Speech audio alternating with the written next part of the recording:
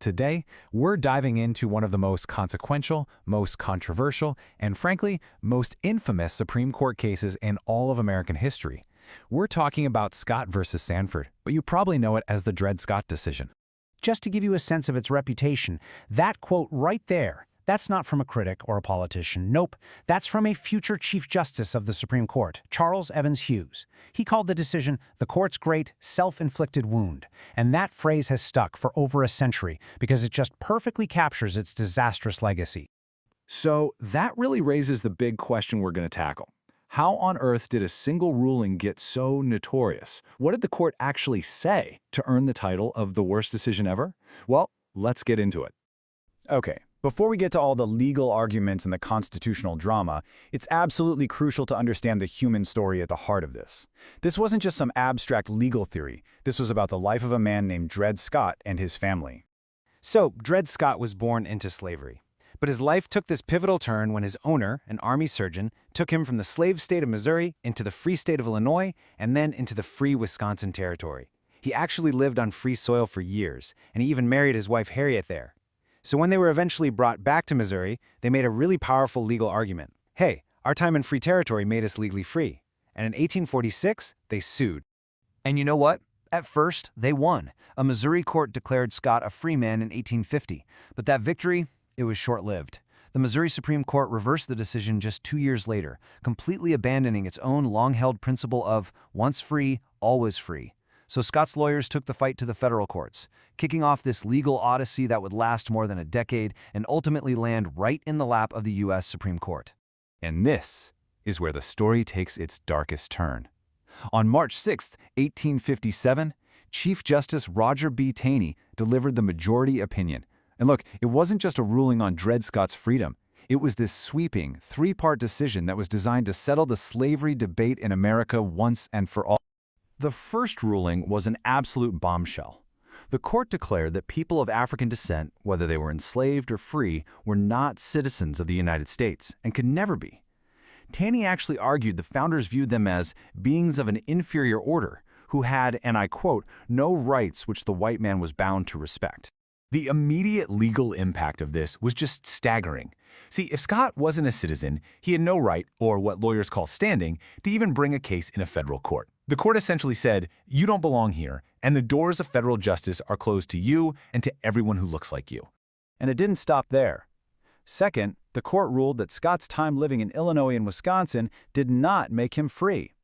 Taney argued that the minute he returned to Missouri, his status was decided only by Missouri's laws. The whole once free, always free idea was officially dead at the federal level. His journey, legally, meant nothing. And this third part, this was the political earthquake. The court didn't just rule on one man's freedom. It tried to make slavery a constitutionally protected institution, free to expand all across the American West. The court flat out declared that Congress had no authority to ban slavery in the federal territories. And what did that mean? It meant the Missouri Compromise, the law that had kept a very fragile peace for almost 40 years, was unconstitutional. You see, Taney had hoped his decision would be the final word, a neat judicial solution to a messy political crisis. Instead, he basically threw a lit match into a powder keg. The reaction was immediate, and it was furious. The reaction, as you can see, just cleaved the nation in two.